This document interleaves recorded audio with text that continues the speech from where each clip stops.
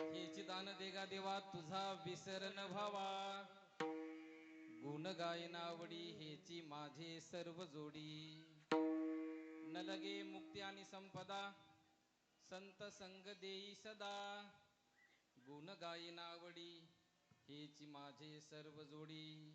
तुका म्हणे गर्भवासी, तुका म्हणे गर्भवासी सुखे घालावे आम्हासी. गुण गायनावडी हेची माझे सर्व जोडी. विठ्ठल विठ्ठल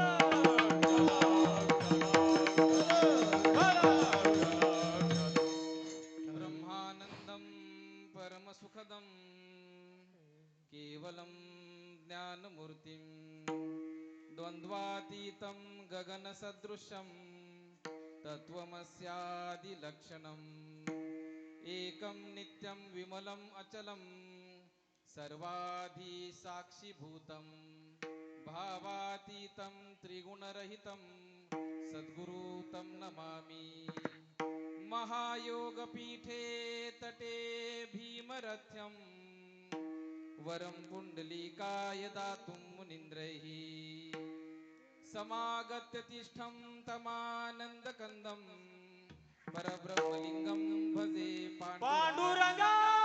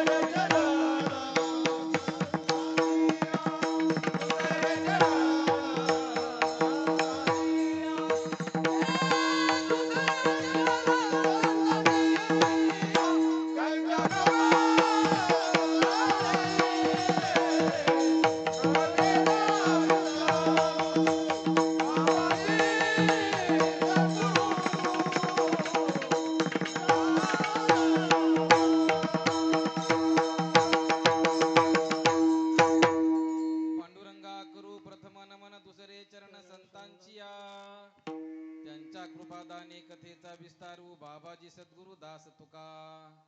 ओम नमो ज्ञानेश्वरा करुणा करा दयाळा. तुमचा अनुग्रह लाधलो पावन झालो चराचरी. मी कळा कुसरी काहीच नेने बोलतो वचने अति भाविका.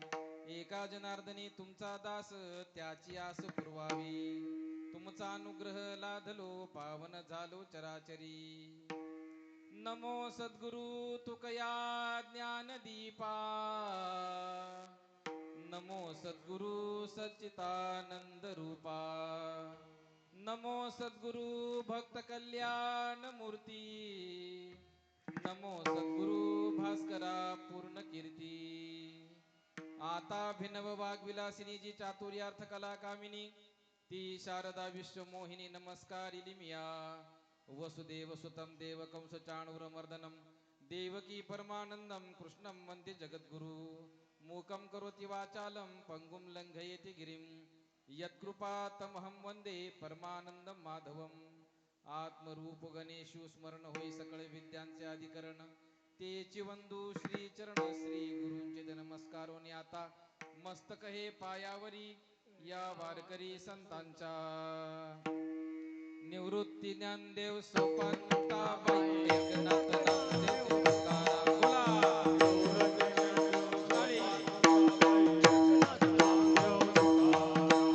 निवृत्ती ज्ञानदेव सोपानताबाई एकनाथ नामदेव तुकाराम.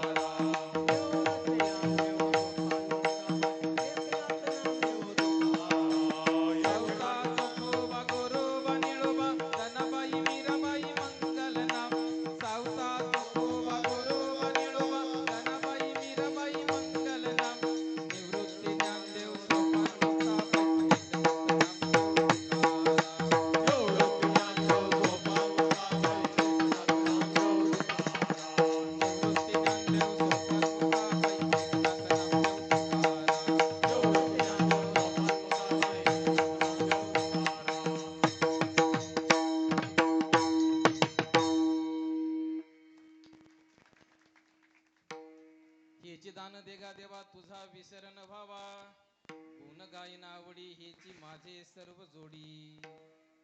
विश्व मांगल्याचं स्वप्न उराशी बाळगून अखिल जगताच्या कल्याणाकरता ज्यांनी गीतेवर ब्रह्मानंदाची लहरी प्रकट केली, असे ज्ञानियांचे राजे, योग्यांची माऊली, साधकांचा मायबाप, कैवल्य साम्राज्य चक्रवर्ती संत शिरोमणी विश्व माऊली ज्ञानोबराय भगवान. ज्ञानोबराय यांनी मायबापांना वारकरी संप्रदायाचा, भागवत धर्माचा ज्ञानाने पाया रचला. ज्ञानदेवी रचिला पाया, उभारिले देवालया. संत ज्ञानदेवांनी वारकरी संप्रदायाचा पाया ज्ञानाने रचला आणि या ज्ञानरूपी मंदिरावर वैराग्याचा कळस ज्यांनी चढवला, असे देहू निवासी जगत वंदनीय, जगन्मान्य, देवमान्य संत श्रीमंत जगद्गुरु तुकाराम महाराज यांचा मागणीपर प्रकरणातील अभंग आजच्या सेवेसाठी घेतलेला आहे. विठ्ठल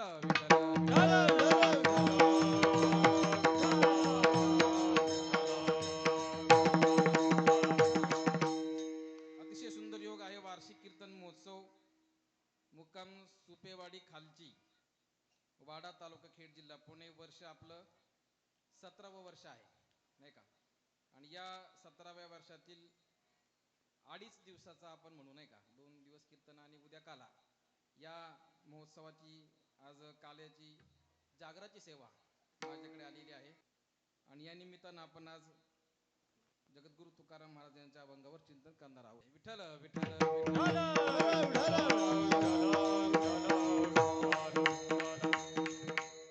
या निमित्तानं आपण जगद्गुरु तुकाराम महाराजांचा अभंग आपण सेवेसाठी घेतलेला आहे. खरं म्हणजे अनेक कीर्तनांवर, अभंगांवर कीर्तन करता करता करता करता आम्ही हळूहळू झी टॉकीजवर पोहोचलो. आणि गेल्या 8 नोव्हेंबरला माझा गजर कीर्तनाचा 16 आनंदाचा या कार्यक्रमामध्ये कीर्तन माझं सादर झालं. की तुम्हा सर्वांनी माझ्या सुरुवातीपासून ज्या ज्या गावांनी माझ्यावर प्रेम केलं, त्या सर्वांचे आशीर्वाद आणि शुभेच्छा आहे असं मी या ठिकाणी समजतो. सप्ताह किती दिवसाचा असू द्या, त्याला काल्याने शेवट होत असतो. आता कालच्या महाराजांनी नामपर अभंग घेतला होता, कारण पहिल्या दिवशी नामाचं महत्व सांगायचं असतं. मधले काही दिवस असतात वर्णनपर, उपदेशपर, संतपर, वेगवेगळी प्रकरणं असतात. परंतु काल्याची आदली जी रात्र असते त्याला आपण काय म्हणतो? जागर म्हणतो. जागर, नाही का? जागराची रात्र. आपण, तुम्ही भजन करणार आहात, रात्रभर आपण जागर करतो आणि देवाकडे काहीतरी मागण्याचा आजचा दिवस असतो. दिवस कशाचा आहे आज? मागणीचा. कशाचा? एक तर जागराचा, आणि दुसरं म्हणजे काय? ज्याला ज्याला देवाला जे जे मागायचं असेल देवीला, आज मागून घ्या. कधी मागून घ्या? उद्या तुम्हाला पांडुरंगाचा आणि देवीचा आशीर्वाद मिळेल. लवकरात लवकर तुमची इच्छा पूर्ण होईल. कळलं तुम्हाला? मग आजचा दिवस कशाचा आहे? मागणीचा. अनेक प्रकारची प्रकरणं असतात अभंगाची. मागणीच्या प्रकरणातील हा अभंग आहे. वारकरी संप्रदाय नियमाप्रमाणे आपण थोडासा अभंगाचा अर्थ घेऊ आणि मग विस्तारामध्ये जाऊया.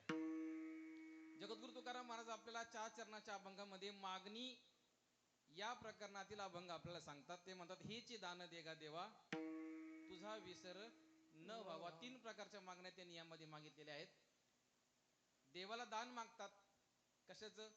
की मला तुझा विसर होऊ देऊ नको. ही मागणी क्रमांक 1 लक्षात ठेवा.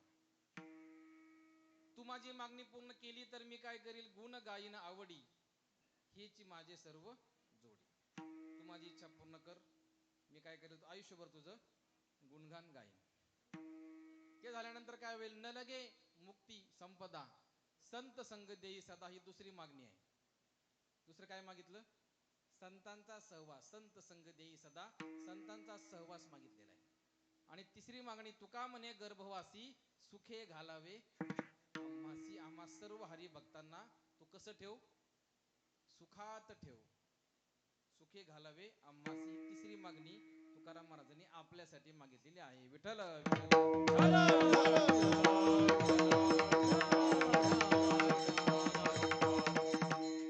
जगद्गुरु तुकाराम महाराज हे साक्षात भगवंताचे अवतार आहेत. त्यांना फार मोठा अधिकार जन्मोजन्मीचा प्राप्त झालेला होता. थोडं तुकाराम महाराजांची माहिती घेऊ आणि मग आपण अभंगाकडे जाऊया. जगद्गुरु तुकाराम महाराज हे 5 अवतारी संत आहेत. 5ही अवतारांची जी परंपरा आहे त्याचा अधिकार तुकाराम महाराजांना प्राप्त झालेला आहे. दुसरं म्हणजे तुकाराम महाराजांना गेल्या 7 पिढ्यांचा आशीर्वाद मिळाला होता. 7 पिढ्यांचं पुण्य त्यांच्या पाठीशी होतं, म्हणून ते एवढे जगद्गुरु म्हणून नावारूपाला येऊ शकले. आणि तिसरं म्हणजे त्यांच्या आधीच्या संतांची त्यांनी आशीर्वाद घेतला, अभ्यास गेला आणि त्यांचा आशीर्वाद मिळाला. अशा 3 प्रकारचा अधिकार तुकाराम महाराजांचा आहे. किती प्रकारचा? पहिला कोणता सांगितला? अवतार परंपरेचा. दुसरा कोणता सांगितला? वंश परंपरेचा. तिसरा कोणता सांगितला? विद्या वंशाचा. तुम्हाला सांगतो, तुकाराम महाराज हे पंच अवतारी संत आहेत, म्हणजे हा त्यांचा बरोबर आहे का नाही? 5 अवतार होऊन गेले. पहिलं म्हणजे आंब ऋषी, दुसरा म्हणजे भक्त प्रल्हाद, तिसरा म्हणजे अंगद, चौथा आहे उद्धव, 5वा अवतार आहे संत नामदेव महाराज, आणि मग 5 अवतार झाल्यानंतर अवतार कोणता घेतला? तुकाराम. म्हणजे अंबरीशांच्या अवतारामध्ये त्यांना भगवंत भेटले. बघा, आपण भगवंताबद्दल सांगू शकतो का? आपण सांगता येईल का आपल्याला देव कसा दिसतो? नाही सांगता, कारण आपण त्याला पाहिलेला. ज्याला आपण पाहिलंच नाही त्याच्याबद्दल आपण काहीही सांगू शकत नाही. ते का सांगतात? कारण त्यांनी त्यांना पाहिलाय, देव त्यांना भेटलाय. म्हणून प्रत्येक अवतारात देव त्यांना भेटलाय. कसा तुम्हाला सांगतो, आणि आपण पुढे जाऊया. परवा मी तेर मध्ये कीर्तन माझं झालं. भगवान अंबरीश भगवानाच्या मंदिरामध्ये मी दर्शन घेतलं. तेर मध्ये कोणत्या संतांची समाधी माहिती आहे का तुम्हाला? गोरोबा काकांची. वा, त्या टाळ्या जोरात. उत्तर छान. अशी माहिती पाहिजे आपल्याला. माझा संकल्प सर्व संतांच्या समाधी स्थळी कीर्तन करण्याचा आहे. आता 6 संतांच्या समाधी ठिकाणी माझं कीर्तन झालं. संत गोरोबा काकांच्या मंदिरात ते शिवालय आहे, ते जवळजवळ 2000 वर्षापूर्वीचं आहे. गोरोबा काकांचा अवतार 700 वर्षापूर्वीचा आहे. पण ते मंदिर कधीच आहे? ज्योतिर्लिंग जुनी आहेत, पण त्यांची मंदिरं नंतर बांधलेली आहेत. एक ज्योतिर्लिंग आपल्या जवळ आहे, त्याही मंदिराच्या पुरातन मंदिर आहे. त्याच्या काल्याची सेवा माझ्याकडे होती. गोरोबा काकांच्या चरणी काल परवा शुक्रवारी माझी काले सेवा संपन्न झाली. त्याच्या अलीकडे बार्शी नावाचं एक गाव आहे. त्या बार्शी गावामध्ये भगवंताचं मंदिर आहे. म्हणजे अंबरीश ऋषींचा जो शाप होता तो देवाने आपल्यावर घेतला आणि स्वतः अवतार घेतले. दुर्वास ऋषींनी शाप दिला अंबरीशांना की तुम्ही वेगवेगळे 10 जन्म घ्याल. भगवान प्रकट झाले आणि दुर्वासांना काय म्हणाले की जसे तुमच्यावर माझं प्रेम आहे तसंच माझं प्रेम अंबरीशांवर आहे. तो शाप मी कोणावर घेतो? आणि मग त्यांनी 10 अवतार घेतले. हा प्रसंग ज्या ठिकाणी झाला ते ठिकाण म्हणजे बार्शीला कधी गेले तर भगवंताच्या मंदिरात दर्शन घ्या. म्हणून आंब ऋषी जे पहिले सांगितलं त्या अवतारात तुकाराम महाराजांना देवाचा सहवास मिळालेला आहे. संदर्भ क्रमांक 1. दुसरा म्हणजे त्यांचा अवतार काय सांगितला? प्रल्हाद अवतार. त्यांनी नरसिंह अवतार हा जो आहे तो कोणासाठी घेतला? प्रल्हादासाठी, नाही का? त्याला त्याचे वडील काय करू देत नव्हते? नामस्मरण करू देत नव्हते. आणि खांबातून प्रकट झाले आणि उद्धार केला. त्या अवतारात त्यांना देवाचा सहवास मिळाला. तिसरा म्हणजे झाला अंगद अवतार. प्रभू रामचंद्र सीतेचा शोध घेता घेता घेता घेता लंकेमध्ये गेले. त्या काळात त्यांना अंगद म्हणून ते साह्यभूत होते. म्हणजे अंगदाच्या जन्मात त्यांना प्रभू रामाचा सहवास मिळाला. पुढचा अवतार म्हणजे उद्धव अवतार. उद्धव अवतारात म्हणजे त्यांचा महाभारताच्या काळात हा अवतार झालेला आहे. त्या काळात त्यांना भगवान श्रीकृष्णाचा सहवास मिळाला. 4 अवतार झाले का? 5वा कोणता सांगितला होता? नामदेव. बरोबर. कोणता सांगितला होता? संत नामदेव अवतारामध्ये संत ज्ञानेश्वर महाराज हा भगवंताचा अवतार आहे, नाही का? ज्ञानेश्वर महाराज काय आहे? भगवंताचा अवतार आहे. त्याचा सहवास त्यांना मिळाला. ही सगळी 5 अवतारांची परंपरेचं पुण्य घेऊन त्यांनी तुकाराम म्हणून जन्म घेतला. ही सगळी अवतार परंपरेचं पुण्य त्यांच्या पाठीशी होतं. विठ्ठल दुसरं म्हणजे त्यांच्या 7 पिढ्यांचं पुण्य त्यांच्याकडे होतं. 7ही पिढींची नावं सांगतो तुम्हाला. त्यांच्या मूळ पुरुष म्हणजे विश्वंभर बाबा हरी, विश्वंभर बाबा हरी, विठोबा, पदाजी, शंकर, कान्हैया, बोल्होबा. आणि मग म्हणून ते म्हणतात माझ्या वडिलांची मिरासी गा देवा तुझी चरण सेवा एवढ्या पिढ्यापासून त्यांचं पांडुरंगाची भक्ती होती. विश्वंभर बाबा थकल्यानंतर पांढरीची वारी करू शकत नव्हते. देवाने स्वप्नात दृष्टांत दिला, मी तुझ्या गावामध्ये आलेलो आहे, मला फक्त तू शोध आणि माझी स्थापना कर. विश्वंभर बाबांनी स्थापना केली. ते विठ्ठल मंदिर आपण देऊमध्ये पाहतो. ते प्रथम मंदिर आहे की त्या ठिकाणी भगवंत आई साहेबांच्या सकट प्रकट झाले. कथा फार जास्त वाढवत नाही, आपल्याला पुढे जायचं. म्हणून वंश परंपरेचा अधिकार त्यांना मिळालेला. म्हणजे आपल्या घरात संत तुकाराम महाराजांसारखे पुत्र जन्माला यायचे असतील तर पुण्य कोणाचं पाहिजे? आई वडिलांचं नुसतं एका पिढीचं नाही, त्यांचं 7 पिढ्यांचं पुण्य होतं. पुत्र भावा ऐसा गुंडा ज्याचा तिन्ही लोकी. हे पहा, त्यांच्या वडिलांचं नाव होतं बोल्लोबा, आईचं नाव होतं कनकाई माता. ते पंढरपूरला बोल्लोबा निघाले. माता म्हणाले मला पण बरोबर यायचंय. ते म्हणाले तू बरोबर येऊ नको, कारण तू येशील आणि काहीतरी मागितल्याशिवाय राहणार. आपलं असंच आहे ना, एकतर आपण देवळात जात नाही आणि गेलच तर काहीतरी मागितल्याशिवाय राहत. मग कोण काय मागेल याचं काही गॅरंटी सांगता येत नाही. कोण पद मागल, कोण पैसा मागल, कोण नोकरी मागल, कोण छोकरी मागल, कोण अजून काय पद मागल, कोणाचा काय सांगता येत नाही भरोसा. देवाकडे जाताना पण काहीतरी मागितल्याशिवाय राहत नाही. तू काही मागू नको बरं का, सांगून ठेवलं होतं. गेले पंढरपुरात, गेले मंदिरामध्ये गेले. देवाचा चेहरा मस्तक यांच्या समोर झुकलेला असायचं. बोल्लोबांच्या समोर कसं होतं? झुकलेला असायचं. आपला चेहरा कोणासमोर झुकतो? ज्याचा आपण काहीतरी देणं लागतो ना, त्याच्या समोर आपला चेहरा काय होतो? पांडुरंग त्यांचं देणं लागत होता, कारण 7 पिढ्यांची भक्ती केली होती, पण अजून काहीच मागितलेलं नव्हतं. विषय मागणीचा चाललाय. 7 पिढ्यांनी भक्ती केली, परंतु भगवंताकडे अजून काहीही मागितलेलं नव्हतं. ते बोल्लोबा गेल्यानंतर देवाचा चेहरा हा झुकलेला असतो. देव हा त्यांच्या घराण्याचा कर्जदार आहे. काय आहे? कर्जदार आहे. त्यामुळे ते म्हणतात की काही मागणे हे आम्हा अनुचित, वडिलांची रीत जाण तसे तुकाराम महाराज आपल्याला संदर्भ देऊन जातात. बोल्लोबा पाया पडून पुढे गेले आणि आई साहेब आल्या होत्या. भगवंत आई साहेबांशी बोलायला लागले. तुमचा चेहरा असा पडलेला का दिसतो? त्या म्हणल्या सगळं सुख आहे, पण काय म्हणाल्या? पण घरामध्ये अपत्य सुख नाही. काय मागितलं का त्यांनी? फक्त आपली पारमार्थिक सांसारिक स्थिती सांगितली. भगवंत म्हणाला आशीर्वाद देतो, तुला पुत्र होईल. आता हे पुढे गेले होते. आता बायको मागे घोटाळे म्हणल्याने म्हटलं काहीतरी घोटाळा झालाय. आपल्या बायकोने पांडुरंगाकडे काहीतरी मागितलेलं. ते बाहेर आलं, विचारलं काय झालं? नाही काय नाही, मी फक्त म्हणाले की घरी काही मुलगा पुत्र संतान काही नाही. देवाने आशीर्वाद दिला की तुला पुत्र होईल. म्हणजे आता परत चला. काय करा? पांडुरंगाला ते काय म्हणाले बोल्लोबा, पुत्र देणारच आहे ना, तर असा दे ऐसा पुत्र दे गुंडा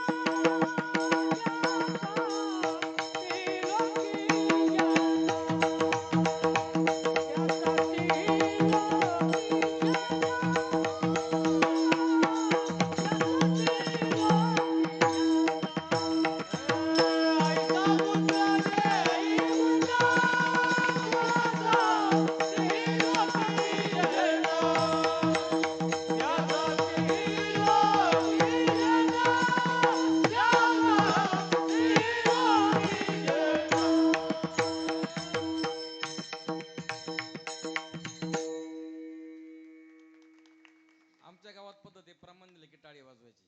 मी पद्धत पाडून घे, नाही का? कलाकारांचं पण कौतुक व्हायला पाहिजे. ऐसा पुत्र व्हावा गुंडा. आता देणारेच ना मला पुत्र साधा सुद्धा नको, तो असा पाहिजे की सगळ्या पिढ्यांचं काय केलं पाहिजे, त्यांनी कल्याण केलं पाहिजे, असा पुत्र पाहिजे. देवाने आशीर्वाद दिला, तथास्तु. आणि मग त्यांच्या घरात कोण जन्माला आलं? आपल्याला वाटतं आपल्या घरामध्ये शिवबा जन्माला यावेत, आपल्या घरामध्ये तुकोबा जन्माला यावेत, आपल्या घरात ज्ञानोबा जन्माला यावेत. ते आपोआप होईल का? त्यासाठी आपला परमार्थाचं काहीतरी संचित आई वडिलांचं, आजी आजोबाचं, घराण्याचं व्हायला पाहिजे.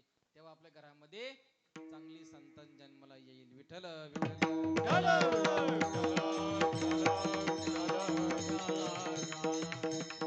तिसरा अधिकार तुकोबारायांचा मी सांगत होतो की त्यांचा विद्यावंशाचा अधिकार. विद्यावंशाचा म्हणजे काय? तुकाराम महाराज वारसदार फक्त पूर्वीच्या अवतारांचे नाहीत. तुकाराम महाराज वारसदार फक्त पूर्वीच्या घराण्याचे नाहीत, तर तुकाराम महाराज हे आधीच्या संतांचे सुद्धा वारसदार आहेत. संत ज्ञानेश्वर महाराजांचे वारसदार आहेत, संत नामदेव महाराजांचे वारसदार आहेत, संत चोखामेळा महाराजांचे वारसदार आहेत, गोरोबा काकांचे सुद्धा ते.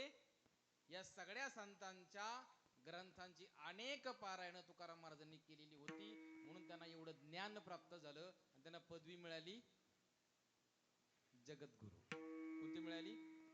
जगद्गुरु पदवी आतापर्यंत फक्त 3 जणांनाच आहे. किती लोकांना? ऐकून घ्या, माझ्याकडून लक्षात ठेवा.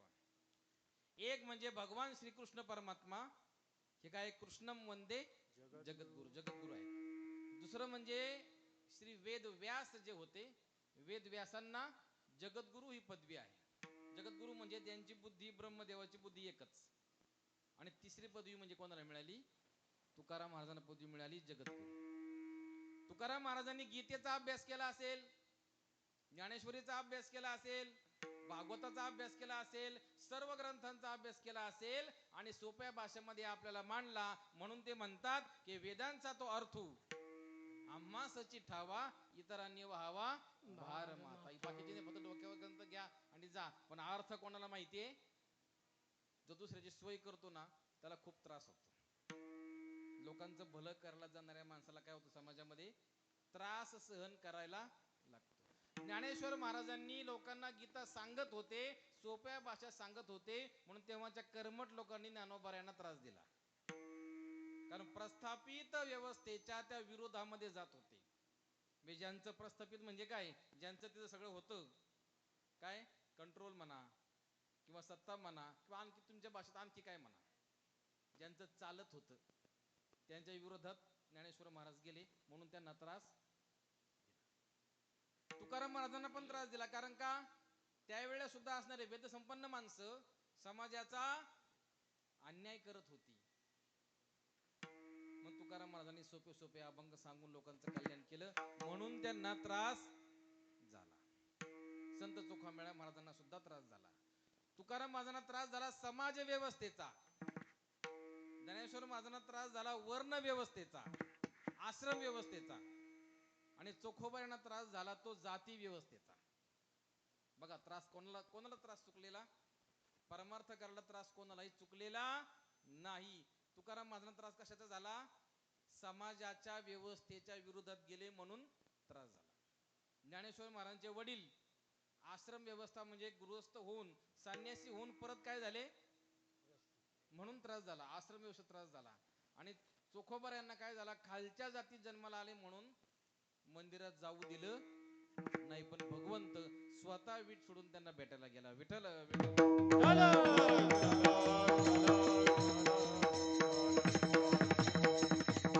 असे असणारे तुकोबारायांचे घराण्याची परंपरा आहे की देवाला काही मागायचं नाहीच आहे. मग तुम्ही मला सांगा, मागणी पर प्रकरणातील अभंग तुकोबारायांनी का लिहिले असतील? हा कधीतरी प्रश्न आपल्याला पडायला पाहिजे. अभंग का तयार होतात याची आपण मागची भूमिका जर लक्षात घेतली ना, तर संतांना त्याच्यामध्ये काय म्हणायचंय हे आपल्याला लवकर समजतं. तुकाराम महाराजांचा अभंग आपण आता प्रमाण दिलं की काही मागणे हे आम्हा अनुचित वडिलांची रीत जाणत असे, किंवा मागणे हे नाही हो कोणासी आठवावे संतासी हेची खरे. संत सावता महाराजांचा अभंग आहे. मागणे हे आम्हा नाही हो कोणासी आठवावे संतांसी हेची खरे, तेची भक्त आम्हा पूर्ण भक्ती जावी ती. संत सावता महाराजांचा अभंग आहे. जर काही मागायचंच नाही तर हा अभंग मागायला का तुका का सांगितला नाही का? यात स्पष्टपणे मागतात ते. हे बघा, जे संत असतात ते कधी काही मागत नाही, आणि जे मागत असतात ते संत होऊ शकत नाही. तुकाराम महाराजांचा आणि पांडुरंगाचं बोलणं म्हणजे संवाद होत होता, आणि ते होता होता पांडुरंग परमात्मा त्यांना आग्रह करत होता की तुका काहीतरी माग. काय म्हणत होते? काहीतरी मागा, नाही का? काहीतरी तुम्ही काय केलं पाहिजे? अहो, तुझ्या 8 पिढ्यांपासून तुम्ही माझ्यावर भक्ती करताय, मी तुम्हाला अजून काहीच दिलं नाही. माझी इच्छा आहे की मी तुम्हाला काहीतरी द्यावं, पण तुम्हाला काय पाहिजे तुम्ही आम्हाला कधीतरी मागा ना. मनसी काही मागा हेची देगा. मग आता तुकोबारायांना देवाचा आग्रह मोडवता येत नव्हता. साक्षात भगवंत परमात्मा जर म्हणतात की काहीतरी दिल्याशिवाय मी राहणार नाही, काय मागायचं बाबा? तर तुकाराम महाराजांनी संतांनी कधीही स्वतःसाठी मागितलेलं नाही. मागितलं कोणासाठी?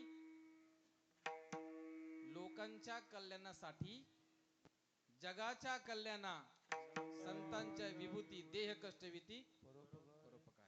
म्हणजे लोकांसाठी मागायचे, लोकांसाठी मागायचे. आता मागायचं जर असलं तर काहीतरी ठामपणे मागायला पाहिजे ना, नाही का? ठामपणे मागायला पाहिजे.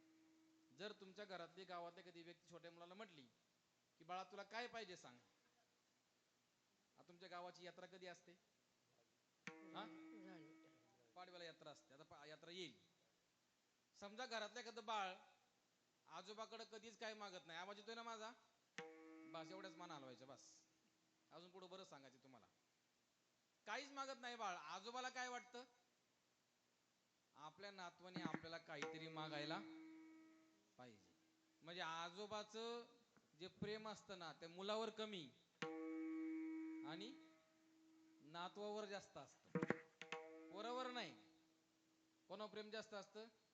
जे आजोबा आहेत त्यांनी हात वर करून सांगा की माझं प्रेम कोणावर जास्त आहे? नातवावर जास्त. आणि वडिलांचं प्रेम मुलावर कमी, मुलीवर जास्त असतं. कशावर असतं? मग त्या बाळाला आजोबा म्हणतात की काय तुला काय घ्यायचं बाबा यात्रेमध्ये? तो तर मला काय नको. काय पाहिजे तुला? मला काय नको. यात्रा आली आणि ते आजोबा त्याला घेऊन गेले, नाही मी तुला काहीतरी घेऊनच देणार आहे. मग ते बाळ असं काही पण मागेल का? ते काय करणार? विचार करणार. आता देताच आहे ना, तर मला हेच पाहिजे. काय पाहिजे?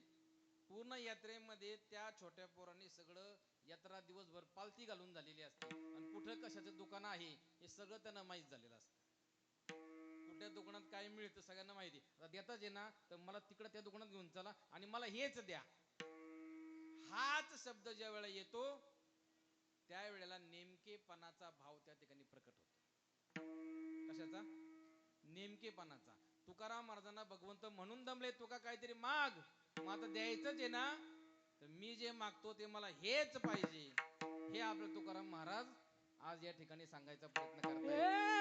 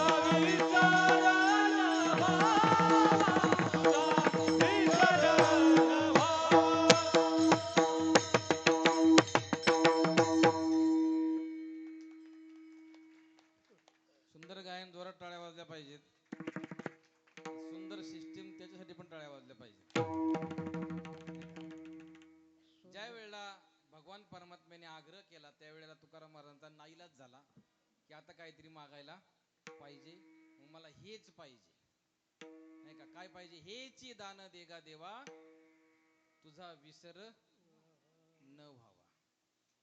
तुम्हाला असं वाटतं का तुकाराम महाराजांना देवाचा विसर पडणार होता म्हणून तुकाराम महाराज असे म्हणाले?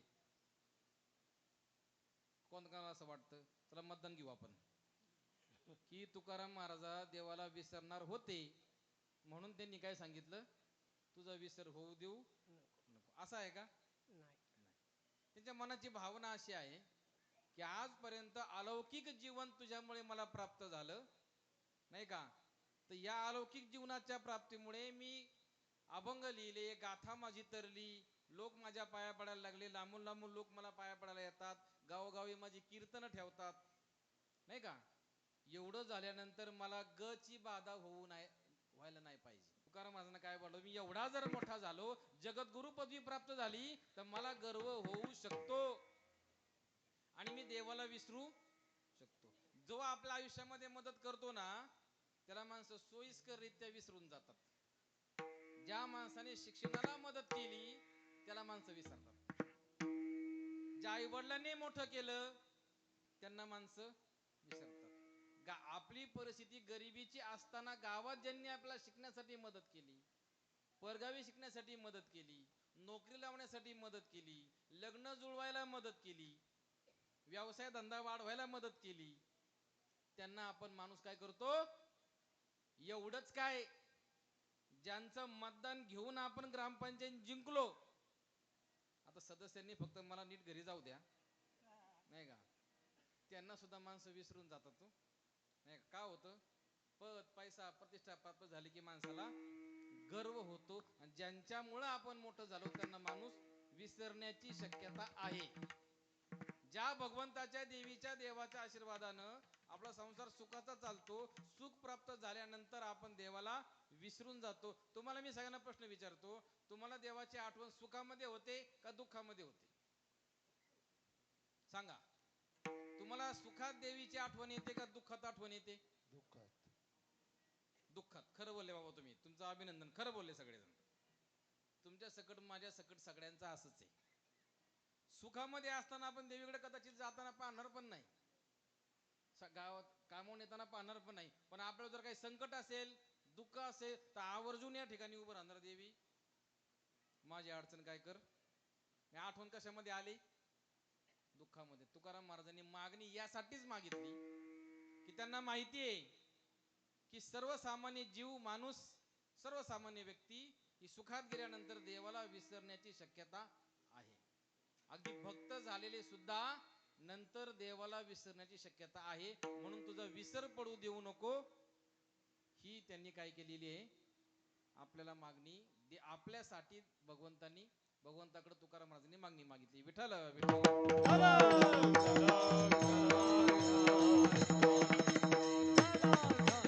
काय मागावं काय मागू नये याची सुद्धा आपल्याला काय पाहिजे? थोडीशी काय पाहिजे? काय पाहिजे? अक्कल. वा वा, क्या बात आहे. असा मजबूत चोपदार मिळाला मला. काही काही चोपदार एकदम टाळ्या, जोरात टाळ्या मला त्यांच्यासाठी. थोडक्यात काय मागायचं याचं आपल्याला काय पाहिजे? ज्ञान पाहिजे, अक्कल पाहिजे. ज्ञान असल्याशिवाय जगाचं ज्ञान आपल्याला कळत नाही आणि काय मागायचं हे सुद्धा आपल्याला कळत नाही. काय काय मागायला पाहिजे? कोण कोणाकडे काय मागलं तर कोण कोणाकडे काय मागल? नवरा बायकोचं नातं असं असतं की कोणाच्या मनात काय आणि ते काय मागल याचा अजिबात काही नियम राहिलेला नाही. हे बघा, लग्न झालेले, माझ्या का मित्राला प्रश्न विचारलं, लग्न व्हायच्या आधी आणि नंतरच्या आयुष्यात काय फरक पडला बाबा तुला? काय फरक पडला? तुम्हाला काही फरक पडला नाही, फक्त आणा हा शब्द मला चिकटला. शब्द काय चिकटला? आणा. गेले, साखर आणा, भाजी आणा, किराणा आणा, चप्पल आणा, नुसतं आपलं आणा आणा आणा आपल्या मागं लागतं. नवरीने विचार केला, बायकोचं मन आपल्याला कधी कळल आणि ती आपल्या मनाप्रमाणे कशी वागल? सांगता येईल का? सांगता येईल का? नो गार इंग्रजी बोलतात का? नो गॅरंटी म्हणतात, नो गॅरंटी. म्हणजे तुमचीच नो गॅरंटी, आता पुढे कोणत्या भाषेत बोलाल नाही का? No guarantee. स्त्रीचं मन कोणालाही समजलेलं नाही. शास्त्र पुराणांनी सांगितलेलं आहे की सगळं कळेल, पण बायकोच्या मनात काय चाललंय हे माणसाला कधीही कळणार नाही. बायको आपल्या मनासारखी वागते का हो? वागते का हो? तुम्ही काय एवढं हसता? तुमची वागते वाटतं. हाय का? हाय ना? अहो हो म्हण, नाही तर नाही म्हणा.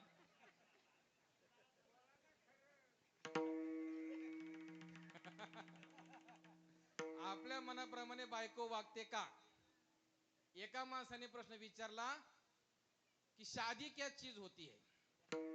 काय प्रश्न विचारला? आता इंग्रजी बोलले, मी हिंदीत बोलतो, चालेल ना? हा चालतं. शादी क्या चीज होती है? तर उत्तर देणार काय म्हणाला, शादी ऐसी चीज होती है जो करे वो भी पछताए और जो ना करे वो भी पछताए. म्हणजे ज्यांनी केली तो पण तरसतो, म्हणजे नाही केली तरी पण तरसतो. एका राजाला प्रश्न पडला की बायकोच्या मनातलं कसं ओळखायचं. राजाला सुद्धा प्रश्न पडतो. त्यांनी काय केलं, राज्यात दौंडी पिटवली की बायकोच्या मनातलं ओळखून दाखविल त्याला बक्षीस. एक चोर पकडला होता, चोर आणला राजा समोर. राजा मला, वाग तुझी चोरी इतकी गंभीर आहे की तुला मारूनच टाकायला पाहिजे, पण तुला मी एक चान्स देतो. काय देतो? चान्स. जर तुम्हाला सांगितलं की बायको आपलं कधी ऐकते, याचं उत्तर जर आणलं तर मी तुला जीवदान देऊन टाकेन. त्या चोराने प्रश्न विचारला मला, महाराज तुम्ही प्रश्न फार छान विचारला मला, पण मला याचं उत्तर द्यायला 1 वर्ष तरी मुदत द्या. किती वर्ष? 1 वर्षाने मी तुम्हाला सांगल, आणि नाही मला सांगता आलं तर मला तुम्ही फासावर. राजा मला, ठीक आहे, याच्यावर लक्ष ठेवा, हा कुठं कुठं जातो गायब व्हायला नको, त्याच्यावर लक्ष ठेवलं. वर्षभर त्या चोराने सगळ्या जगामध्ये ज्याला त्याला विचारायचा, काय बायको आपल्या मनाप्रमाणे कधी वागेल, याचं उत्तर कोणालाही सांगता येत नव्हतं. तुमची आहे का बसलेली? काय 2?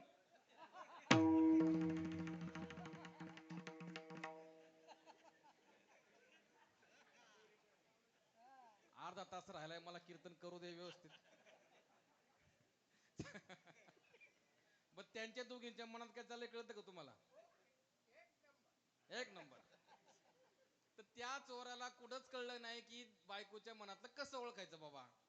असं करता करता करता करता शेवटी एक जखड म्हातारा जवळजवळ 100 पर्यंत गेला. तो मला, एक बाबा तुला मी सांगतो, आपल्या राज्याच्या बाहेर एक जंगल आहे, त्या जंगलामध्ये एक झोपडी आहे, त्या झोपडीमध्ये एक चेटकीन राहते. कोण? कोण? चेटकिनीला दुसरा शब्द सांगा. हडळ. वा वा, काय म्हणतात? हडळ. आता मुलांनी याचा अर्थ शोधायचा प्रयत्न करू नका. आम्ही लहानपणी घाबरायचो. हडळ म्हणलं, चिटकीन म्हणलं. आता छोटी मुलं अजिबात घाबरत नाही, सगळं ते मोबाईलला पाहतात. त्यामुळे हडळ कशी दिसती, चिटकीन कशी दिसती, सगळं त्यांना माहित आहे. ते भेटले, त्यांची पप्पी पण घेतली सांगता येत नाही. त्या चिटकिनीकडे जा, ती तुला याचं उत्तर नक्की देन की बायको आपल्या मनाप्रमाणे कधी वागते. तो गेला, त्या जंगलामध्ये झोपडी चिटकीन बसलेली होती, आणि तो तिच्याकडे गेल्यानंतर ती वाटच पाहत होते की कोणी मला माणूस भेटतोय, कारण तिला माणसाला खायचं होतं. त्यातल्या त्यात पुरुषाचं मांस खायला तिला फार आवडायचं. ती म्हणली, बरं झालं हा आला, आता याला मारून मी माझं पोट भरवते. तो गेला. कशासाठी आला तू? माझा असा प्रश्न आहे, राजाने मला विचारलंय की बायको कधी ऐकते, माझं उत्तर नाही दिलं तर राजा मला फासावर देणार आहे. मला असं कळलं की याचं उत्तर तुला माहिती आहे, म्हणून आलो, मला उत्तर सांग. चेटकीन म्हणले, मी उत्तर सांगते. काय म्हणाली? उत्तर सांगते, पण माझी एक अट आहे. म्हणजे काय अट आहे सांग. मी उत्तर सांगल, पण तुला माझ्याशी लग्न करावं लागल. कोणाबरोबर? चेटकीने. हा घाबरला. चिटकीशी लग्न करायचं म्हणजे मृत्यूच आहे ना एक प्रकारचा. बरं नाही उत्तर मिळवावं तर राजा आपल्याला फासवू दे, तसंही मरणारच आहे. लग्न केलं तरीही आपल्याला नीट जगू देणार. लग्न करून टाकू, जाऊ द्या. ठीक आहे, लग्न करायला तयारी, पण मला उत्तर दे. त्या ठिकाणी ती चेटकीन त्या माणसाबरोबर लग्न करते. मी तो तिच्यावर लग्न करतो. दोघांचं लग्न होतं आणि मग म्हणतो आता उत्तर सांग. ती म्हणली ठीक आहे, अजून एक तुला प्रश्न विचारते, मला उत्तर दे. काय? ती म्हणली हे बघ, मी कशी दिसते? आता हाडळ कशी दिसती? हाडळ हाडळ कशी दिसती? शोधाय पाहिजे गावात, नाही का? नको, कशाला कोणाला आपण काय म्हणायचं. परत मला बोलवणार नाही तुम्ही. बोलवू ना? तुम्हाला आवडलो ना मी? काय प्रश्न आहे तुझा? चिटकीन म्हणली हे बघ, मला विद्या प्राप्त आहे की मी सुंदर स्त्रीचं रूप घेऊ शकते. तुझी इच्छा आहे, मी 24 तासापैकी 12 तास सुंदर स्त्री म्हणून तुझ्या समोर राहील, अगदी अप्सरेपेक्षाही सुंदर. आणि 12 तास मी काय होईल, ह्या रूपामध्ये राहील. तू सांग मला की तुला दिवसा मी सुंदर स्त्री आणि रात्री हाडळ झालेली पाहिजे, का दिवसा हाडळ आणि रात्री सुंदर स्त्री झालेली पाहिजे? आता हा विचार करायला लागला की काय उत्तर द्यायचं. मोठा प्रश्न आहे नाही का? दिवसा जेवायला खायला घालावा, चेटकीच्या हाताने जेवायचं का? ती काय खायला घालीन कायचा नेम नाही. आणि रात्री तिच्यावर राहावा तर ते पण शक्य नाही. तो काय म्हणाला, उत्तर इथे आहे बघा. तुला जेव्हा वाटेल तेव्हा तू सुंदर स्त्रीचं रूप घे, आणि तुला जेव्हा वाटेल तेव्हा तू हाडळ म्हणून माझ्या बरोबर राहा. ती म्हणली मी खुश झाले तुझ्या उत्तरावर. मी सांगते तुझ्या उत्तरावर खुश होऊन की मी 24 तास तुझ्या बरोबर सुंदर स्त्री म्हणूनच राहील, पण बाकीच्यांसाठी मी हाडळ असेल. विठ्ठल विठ्ठल. का असं झालं? आणि हेच तुझ्या प्रश्नाचं उत्तर आहे. प्रश्नाचं उत्तर हेच आहे की बाई आपल्या पुरुषाचं कधी ऐकते, ज्या वेळेला आपण तिला तिच्या मनासारखं वागायला परवानगी देतो, त्यावेळेला ती आपलं ऐकत असे. म्हणून सगळे पुढं बसलेले, अर्ध्याच्या पुढं. तुम्हाला जर असं वाटत असेल की आपल्याला व्यवस्थित रोज वेळच्या वेळेला खायला प्यायला मिळावं, तर त्यांना त्यांच्या मनाप्रमाणे वागून देत जा. विठ्ठल विठ्ठल.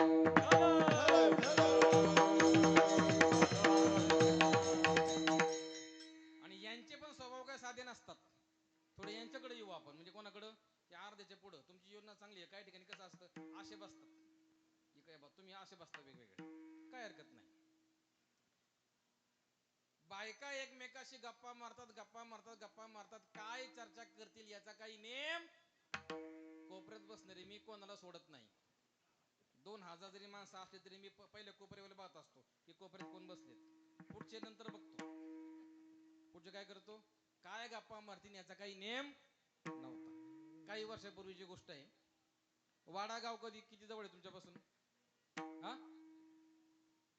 2 किलोमीटर. 30-40 वर्षापूर्वीची घटना. ह्या तुमच्या सुपेवाडी ना, सुपेवाडीतल्या 2 बायका वाड्याला चालत चालत चाललेल्या होत्या.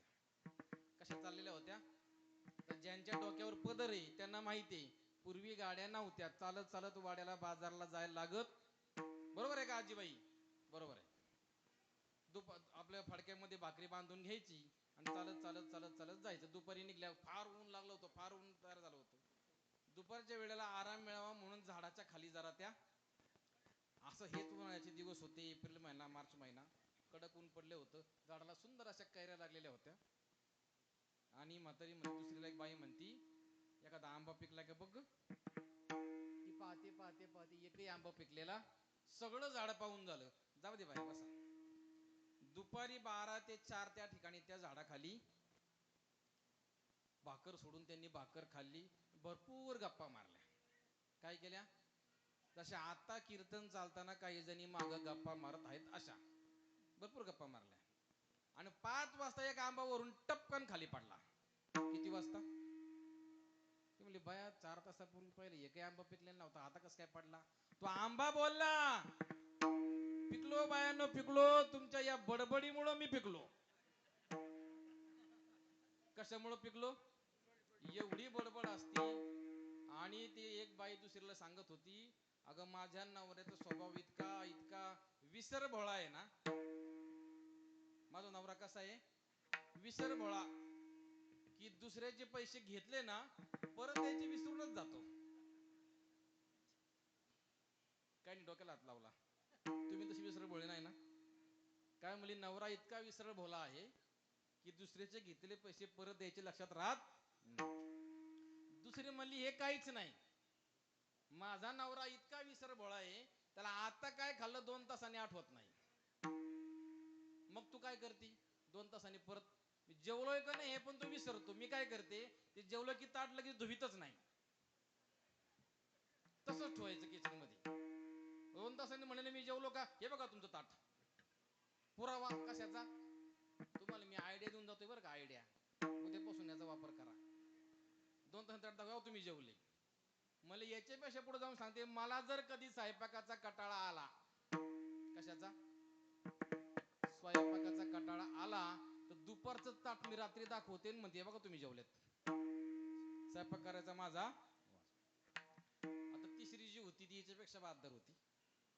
ती म्हणजे तुमच्या दोघींचे काहीच नाही, माझा नवरा तुमच्या नवऱ्यांपेक्षा विसर भोळा आहे. कसा, आम्ही त्या दिवशी खेडला गेलो होतो गार्डन मध्ये. गार्डन तिथे बसले होते मी, नवीन लग्न झालेलं, आणि एक बेंचवर बाकडावर बसली ती बाई. आणि तो नवरा काय झाला, वडापाव आणायला गेला. कशाला गेला, वडापाव आणायला. विसर भोळा नवरा. तेवढ्यात दुसरं एक नवीन जोड पाहिलं, ती पण बाई त्याच बेंचवर बसली, तिचा पण नवरा वडापाव आणायला त्याकडे गेला. आता हिचा नवरा वडापाव घेऊन आला आणि हिला द्यायचा ना, तो कोणाला द्यायला लागला, तिला द्यायला लागला. हिच्या का बघून म्हणते, बाई तुम्हाला कुठंतरी बघितल्यासारखं वाटतंय बरं का, एवढा माझा नवरा काय आहे विसर भोळा. विठ्ठल विठ्ठल.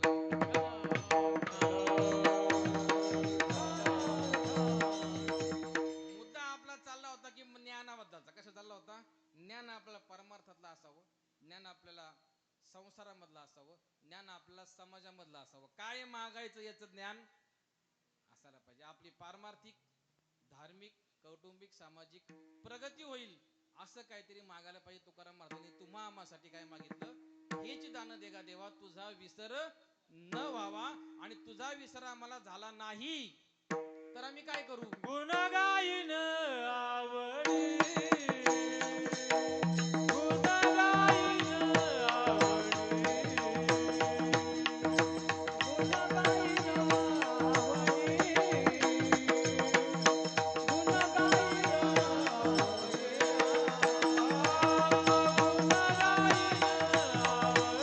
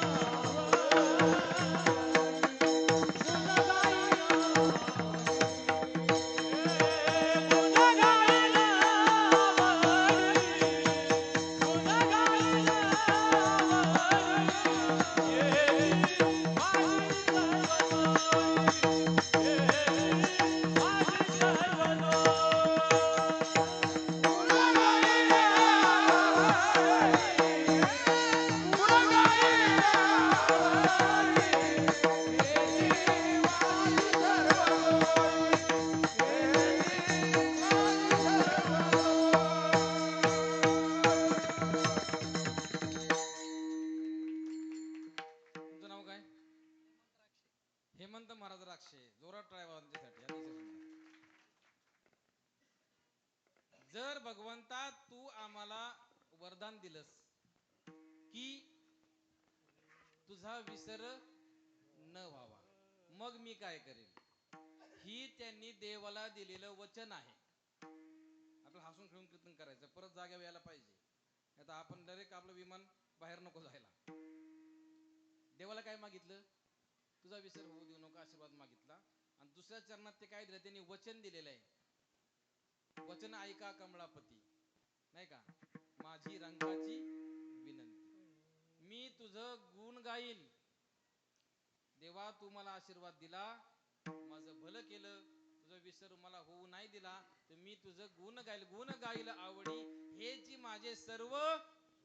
जोडी शब्दाचा अर्थ असा होतो साठा, संचय. सोप्या भाषेत सांगतो बॅलन्स. काय मोबाईल मध्ये काय असतो, बॅलन्स. बँकेमध्ये काय असतो, बॅलन्स. तसा आपला बॅलन्स हा जमत असतो, त्याला जोडी म्हणले. हेची माझे सर्व. देवाच्या नामस्मरणामुळे तुमची परमार्थाचा बॅलन्स वाढत जातो. परम अर्थ, अर्थ म्हणजे पैसा, जो ह्या जगामध्ये असताना उपयोगी पडतो त्याला म्हणायचं अर्थ. आणि परमात्म्याच्या घरी गेल्यावर जो उपयोगी पडतो त्याला म्हणायचं परमार्थ. वाक्य कळलं का? बँकेतला पैसा आपल्याला ह्या आता जगताना आपली किंमत ठरवतो, आणि देवाच्या घरी गेल्यावर आपली किंमत कशावर ठरते, परमार्थावर. म्हणजे आपण भक्ती संप्रदायात जे जे काही कमवलं, जे जे काही जोडलं, त्याचं फळ आपल्याला मृत्यूच्या नंतर मिळत असतं. म्हणून गुण गायन आवडी हेची माझे सर्व. तुम्हाला काही करता येत नसेल तरी चालेल, नित्य नेमाने देवाचं भजन करा, नित्य नेमाने देवाचं नाम घ्या, तुमची सगळी चिंता काय होतील. तुका म्हणे आता सोडिल्या गाठी, दिली मिठी पायाची. काय मागायचं असतं हे आपल्याला कळायला पाहिजे. तेव्हा आपण मागतो, पण इच्छा कोणाची पूर्ण होते. एक हिंदी शायर फार सुंदर सांगतो, हिंदीतलं वाक्य आहे की किसी ने मन्नत रखी, किसी ने उपवास रखा, तो किसी ने रोजा रखा. किसी ने उपवास रखा तो किसी ने रोजा रखा, लेकिन मन्नत सिर्फ उसी की पूरी हुई जिसने अपने माँ बाप को अपने साथ रखा. आपल्या आई वडिलांना आपल्या जवळ ठेवणं गरजेचं आहे. वाक्य मी चुकीचं बोललोय, काय बोललोय, आपण आई वडिलांबरोबर राहणं गरजेचं आहे, हे वाक्य असं पाहिजे. वाक्य कसं पाहिजे, आपण आपल्या आई वडिलांसोबत पाहिजे. मला लोक विचारायचे, सगळ्यांना विचारतात लग्न झाल्यानंतर, की तुमचे आई वडील तुमच्या बरोबर राहतात का. प्रश्न लोक काय विचारतात, हा चुकीचा प्रश्न आहे. काय, आई वडील सोबत राहतात का, हा प्रश्न काय आहे. प्रश्न काय विचारायला पाहिजे, की तुम्ही तुमच्या आई वडिलांच्या बरोबर राहता का, असा प्रश्न विचारायला पाहिजे. मी सांगतो, मी एवढा मोठा नाही की त्यांनी माझ्या बरोबर राहावं. मी अजून लहान आहे, अजून पण मी त्यांच्या बरोबर राहतो. विठ्ठल विठ्ठल. मागण्यासाठी आपल्या दारामध्ये अनेक लोक, तुमच्याकडे कधी कोण दारात मागायला येतं का. आळंदीमध्ये लोक मधुकरी मागतात. मधुकरी आम्ही त्यांना भाकर भाजी देतो आणि मग ते जाऊन आश्रमामध्ये खातात, नाही का. एक परत हिंदी वाक्य सांगतो. घरामध्ये आपल्या दारासमोर अनेक प्रकारचे फकीर सुद्धा मागण्यासाठी येत असतात, नाही का. मग जोगवा, एक प्रकारे जोगवा मागणं सुद्धा काही दानच आहे. कि कभी जलील मत करना दर पे आए किसी फकीर को, कभी जलील मत करना दर पे आए किसी फकीर को, वो हर बार भीख मांगने नहीं, कभी कभी दुआ देने के लिए भी आ जाता है. प्रत्येक वेळेला मागायला येत नाही, तुम्हाला आशीर्वाद देण्यासाठी तो आलेला असतो. माणसाने माणसाशी माणसासारखं वागावं, यालाच भक्ती म्हणायचंय. ये जरूरी नहीं कि हर वक्त जुबा पे भगवान का नाम आए, ये जरूरी नहीं कि हर वक्त जुबा पे भगवान का नाम आए, वो लम्हा भी भक्ति का होता है जब इंसान इंसान के काम आए, जब इंसान इंसान के काम आए. माणसाने माणसाच्या मदतीसाठी उभं राहावं, याला म्हणायचं परमार्थ. हे आपल्याला कळलं पाहिजे, हे आपलं जोडणं आहे. असेल तुम्हाला हे दिलं तर मला बाकीच्या कशाचीही गरज नाही. मग काय कशाची गरज नाही तुकाराम महाराज आपल्याला पुढे सांगतात. तुका म्हणे गर्भावा नलगे मुक्ती आणि संपदा नरके मुक्ती धन संपदा नरके मुक्ती धन संपदा नरके मुक्ती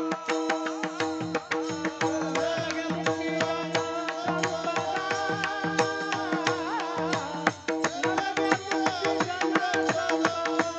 संपदा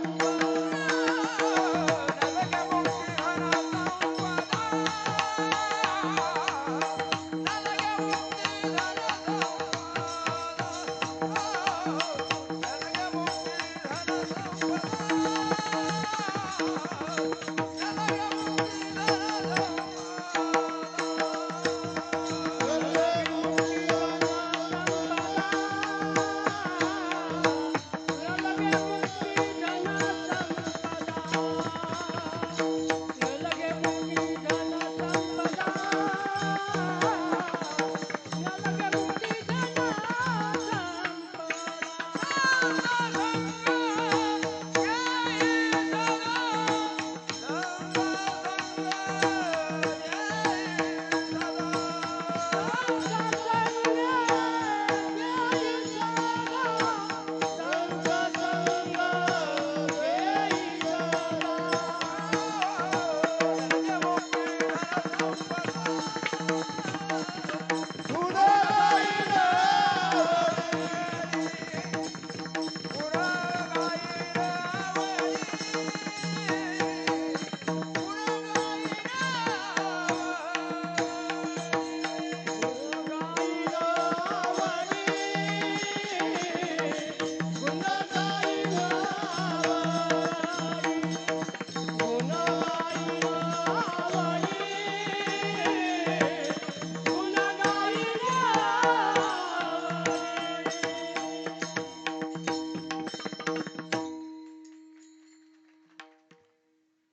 तुझ्या भक्तीच्या आशीर्वादाच्या नंतर तू माझं मागणं पूर्ण केलं, विसरण होऊ दिला नाही.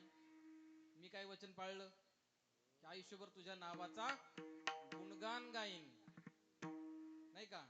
गुण गाईन आवडी हीची माझी सर्व जोडी. हे तुझा भक्ती प्राप्त झाल्यानंतर न लगे मुक्ती धन संपदा संत संग देई दुसरी मागणी या ठिकाणी आहे. मला मुक्ती पण नको. मुक्ती आपण सगळेजण मागत असतो. मुक्ती म्हणजे परत जन्म घ्यायला लागत नाही, याला काय म्हणायचं? मुक्ती आणि मृत्यू याचा एक अर्थ एका वाक्यात तुम्हाला सांगून जातो. आयुष्य संपलं पण इच्छा शिल्लक राहिली याला मृत्यू म्हणा. पण आयुष्य शिल्लक आहे पण इच्छा संपल्या याला मुक्ती म्हणा. कळलं का? आयुष्य आहे पण आता काही इच्छा राहिली, जिवंतपणी मोक्ष म्हणजे मुक्ती मिळण्याचं प्रतीक आहे. मला मुक्ती सुद्धा, जर सर्वजण मुक्ती मागतात, तुकाराम महाराज मुक्ती मागत नाही. का असं म्हणतात ते? कारण त्यांना संतांच्या सहवासामध्ये राहायला आवडतं म्हणून. सगळे संत काय म्हणतात? आम्हाला काय करा, मुक्ती द्या, आम्हाला परत येणे आता येणे जाणे नको आम्हाला. तुकाराम महाराज असं म्हणत नाही. मला मुक्ती नको, धन नको, संपदा नको, मला काय पाहिजे? संतांचा सहवास पाहिजे. तुम्ही लक्षात घ्या, ज्या वेळेला आपण पंढरीच्या वारीला जातो याचा अलौकिक असा आनंद आपल्याला प्राप्त होतो. कोण कोण पंढरीच्या वारीला जातं? चालत एकच, बिनविरोध एकच माणूस तुमच्या गावातून वारीला हाय, दुसरे कोणतरी नाही का? बाबा दोघांचं टाळ्या वाजून हार्दिक हार्दिक अभिनंदन. निदान तुम्ही पंढरपूरला नका जाऊ, एक दिवस गावातून दिंडी काढा, जवळपास एखाद्या देवाला जा, भीमाशंकरला जा, आळंदीला जा. संतांच्या सहवासाचा जो आनंद आहे तो दुसऱ्या कशामध्ये अजिबात अजिबात नाही. तुमच्या ठिकाणी 3 दिवस सप्ताह चाललाय, तुम्हाला असं वाटत असेल कधी संध्याकाळ होते आणि कधी कीर्तन होतंय आणि कधी हरिपाठ आणि कधी भजन होते असं वाटतं की नाही का? कारण संसारापेक्षा परमार्थात आनंद कसा असतो? जास्त असतो. म्हणून तुकाराम महाराज म्हणतात न लगे मुक्ती आणि संपदा संत संग देई सदा. आणि हे असं असल्यानंतर तुकाराम महाराज तिसरी विनंती आपल्याला तुका म्हणे गरीबावासी, तुका म्हणे गरीबावासी,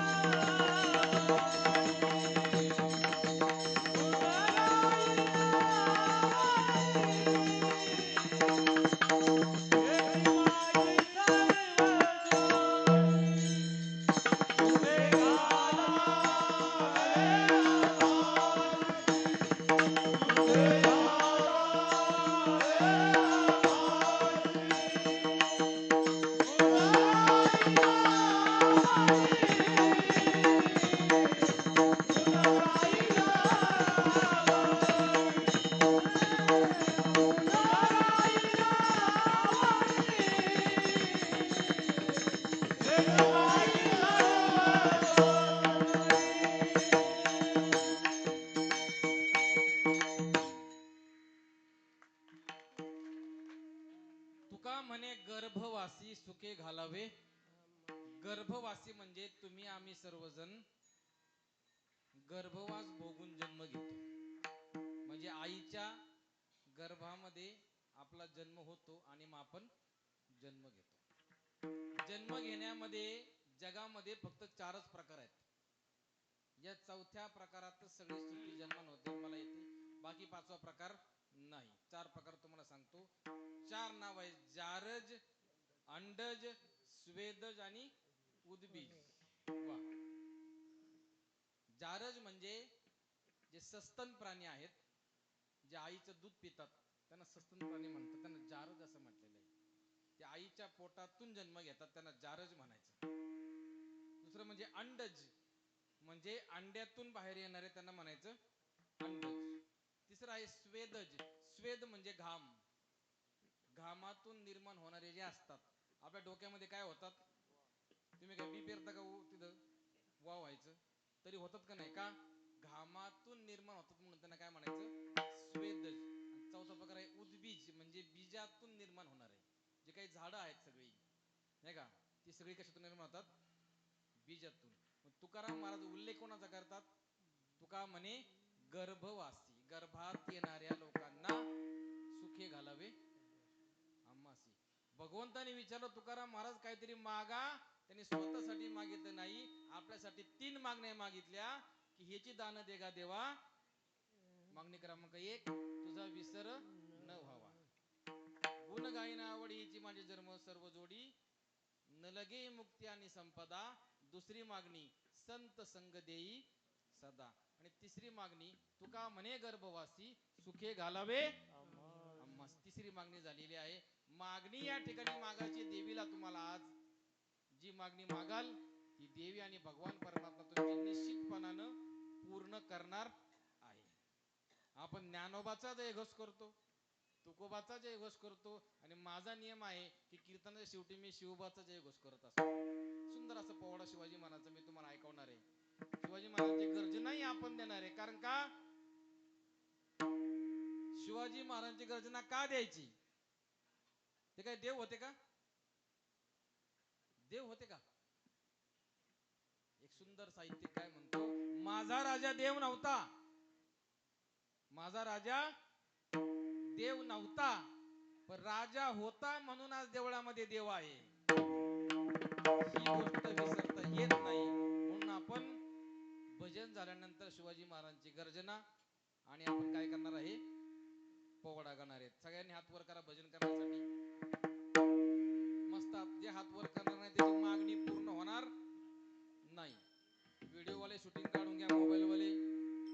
सुपेवाडीचं कीर्तन सगळ्या तालुक्यात गाजलं पाहिजे. लोकांनी कसं भजन केलं नाही का. जो भगवान परमात्मा आपल्याला देणार आहे त्याचं आपलं भजन करायचे. विठोबा रखुमाई, विठोबा रखुमाई, विठोबा रखुमाई, विठोबा